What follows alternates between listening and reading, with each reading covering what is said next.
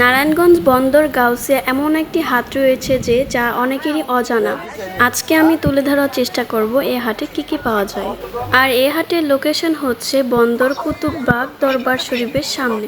আশা করি ভিডিওটি না টেনে অবশ্যই সম্পূর্ণ দেখবেন এবং নারায়ণগঞ্জ সিটি পার্ক পেজটি ফলো দিয়ে অবশ্যই আমাদের পাশে থাকবেন। আসসালামু আলাইকুম, সবাই কেমন আছেন? আশা করি সবাই ভালো আছেন। আমরা চলে আসছি বন্দর রেল লাইন, এখান থেকে যাব গাউসিয়া হাটে। আজকের আকাশটা এতই সুন্দর লাগছিল যে কেউ দেখলে মুগ্ধ হয়ে যাবে। অবশেষে চলে আসলাম আমরা গাউসিয়া হাটে। এখানে কি কি পাওয়া যায় চলুন দেখা যাক। গাউসিয়া হাটের কথা অনেকবার শুনেছি কিন্তু কখনো আসা হয়নি, এবারই প্রথম আসলাম। নারায়ণগঞ্জ বন্দরে এইখানে কার কার বাসা অবশ্যই কমেন্ট করে জানাবেন। হাটে আসতে না আসতে দেখলাম দুই পাশে দুটি পুকুর রয়েছে, এতই সুন্দর লাগছিল যে আমি দাঁড়িয়ে দাঁড়িয়ে দেখলাম। চলুন এবার হাটের ভিতরে যাওয়া যাক। আমি আমার বাসার জন্য বিছানার চাদর নিব, দেখা যাক কোনটা ভালো হয় আর কোনটা পছন্দ হয়। আর আমি এখানকার লোকজনদেরকে জিজ্ঞেস করে জানতে পারলাম যে প্রতি সপ্তাহে বুধবার সকাল 8টা থেকে বিকাল 5টা পর্যন্ত এই হাটটি থাকে। ভাইয়াকে দেখলাম অনেক সুন্দর সুন্দর ঘড়ি বিক্রি করছে, তো আমি একটা ঘড়ি নিয়ে দেখলাম, ঘড়িটা পছন্দ হলো না, তারপর আর কি রেখে দিলাম। তারপর চলে আসলাম একটি পর্দার দোকানে। পর্দাগুলো অনেক সুন্দর ছিল, বেশি সুন্দর ছিল এই নেটের পর্দাগুলো। যার যার পর্দা দরকার তারা অবশ্যই এখান থেকে নিতে পারে।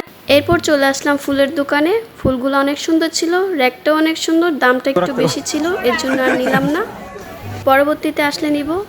এরপর আমার বাসার জন্য বিছানার চাদর দেখছিলাম।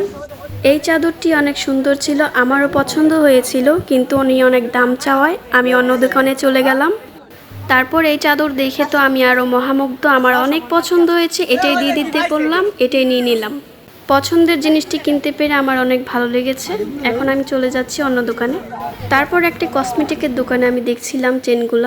তারপর আমি এখানে বেশ কিছু দোকান ঘুরে ঘুরে দেখলাম। বাচ্চাদেরও সুন্দর সুন্দর ড্রেস রয়েছে এখানে।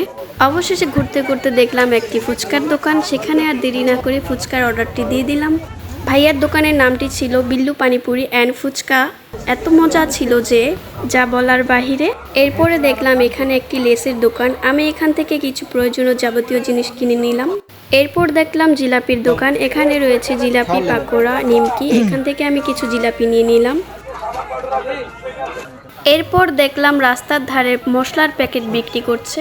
অবশেষে একটি হাওয়াই মিঠাই নিয়ে নিলাম, হাওয়াই মিঠাই আমার অনেক পছন্দ।